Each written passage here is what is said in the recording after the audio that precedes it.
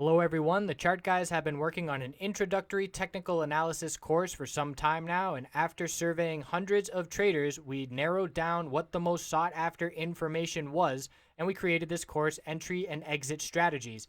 It's over 5 hours in length, and we go over different signals that the charts tell us for when to buy and when to sell. If you are the kind of trader that is still looking at charts and not realizing what it is trying to tell you, still feeling a little bit overwhelmed, this course is designed to alleviate that uncertainty. So the course outline, we're going to go over the psychology of trading, establishing a game plan, recognizing the different indicators signaling bullish and bearish entries, being able to identify support and resistance levels, poor entries where traders make mistakes and how to avoid them, exit target, knowing where to sell your positions, where to place stop losses to keep those losses minimal, my personal preparations, how I get ready for the trading day, and then piecing it all together, looking back at everything we just learned and applying it to the real world. As a bonus, we'll also look at an intro to finding entries and exits with patterns, and you'll recognize these patterns on all kinds of time frames throughout the stock world, so certainly beneficial to be able to trade off of those as well. So we hope you will check out this course, and again, we feel it will build a foundation of technical analysis knowledge that experience will build off of and send you on the right direction to making more profitable trades.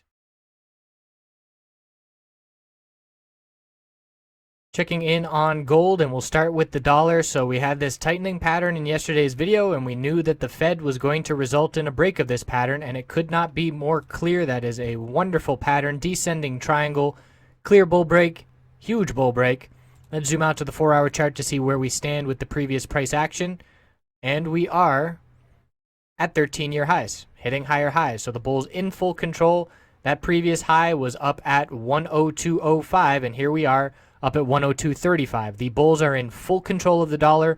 There is no slowing down at this point. Looking at the daily time frame, how that consolidation played out, looks like a bull flag here, and we were highlighting that. We saw a break of the bull flag, a little consolidation, and then continuation, which is exactly what the bull flag pattern indicates. Continuation after normal healthy consolidation following a breakout. So that was the pattern here. And again, I keep saying bull flag, but whenever I draw it out, it definitely looks more like a descending wedge, but same result with a clear bull break after normal healthy consolidation and continuation. So now we need to zoom way back and find resistance, and I'm going to go to the monthly. Well, let's go to the weekly. And we need to zoom in back here to 2003. I'm looking at 102.15. We have broken that level. 103.20, 107.31. And the dollar bulls are extremely strong. And let's now look at the monthly.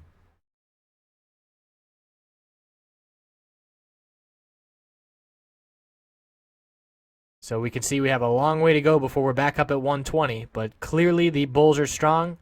Lower high pattern, breaking for the bulls, and now continuation, higher high. So what does that mean for the gold bulls? They're in trouble. We dumped and fell off a cliff. We had the same pattern, pretty much the opposite. Horizontal resistance line, increasing higher lows, clear dump. And unfortunately for the bulls, this is now yet another bear flag and yet more continuation to the downside. We see that on the 4-hour chart. We are oversold on a lot of time frames, but that is only going to indicate a potential short-term bounce. So look at these bear flags since we started this dump. 1, 2, 3, 4, 5, 6. We have not seen 2 green days in a row since this dump started. If that does not tell us which direction to be looking in, I don't know what does. The bulls cannot put together 2 green days in a row. We have rejected from the 10-day moving average resistance more than a half dozen times. Still resistance at this point. And we're looking down at the low that we saw, 11.39. And to find support, I'm zooming way out. And I'm looking down at 11.25. That level stands out because back here we're looking now at the end of 2015. 11.25 was a little bit of resistance here. It acted as a little bit of support. So I'm going to move this support line down to 11.25. And again, bears are in absolute full control. And the RSI on the daily time frame continues to remain oversold here for gold, but we used to look back at history and say, okay, what happened the past 4 times, 5 times that the RSI was at this level? But now that's not really working because the dollar is at 13-year highs. So we can't look back at the past 12 years because we're in a scenario where the dollar hasn't been in the same place. It's significantly stronger, so that's why gold is significantly weaker. We look at silver, it's still significantly stronger than gold. Silver is still multiple percent away from hitting the low that we've seen on this dump, whereas gold just dropped another $15 from that low. So let's look at these bear miners. They had a great day today. Breakout and continuation. Although we still have one level to break here. 46.01 on JDST. We closed at the high of the day above the upper Bollinger Band, bull MACD cross, and sideways consolidation leading to continuation. And looking at dust comparatively, not as strong. We have a resistance here, 60.41. And we did just break that, but barely. So we're looking up at 62.71. We did still get the bull MACD cross and the close above the upper Bollinger Band in breakout mode. Just one last level to break. Need to break that high of mid-November. And again, the reason that these bears are not breaking that high already, because gold is significantly lower than it was back here, is because the overall market is stronger. So with the S&P 500 holding up some of these mining companies, it is definitely helping them from being an all-out dump at this point. But unfortunately, we're hitting lower lows for the bulls. We closed at the low. We broke all support on JNUG and Dust.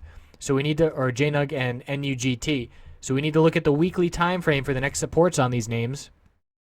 And again, bear flag, continuation, bear flag, continuation. We have not gotten over exponential resistance on the weekly time frame since we got the bear TCG cross, which is the 8-period or the 4-period exponential crossing the 8-period to the downside. So look what happened. We got a bull cross, and we went on an extremely strong run. The bear cross signaled the top, and it's been nothing but bearish action since then. So the next support here on JNUG, I'm looking down at 505 and 456. Next support on NUGT, looking down at 502. There's not much support before that.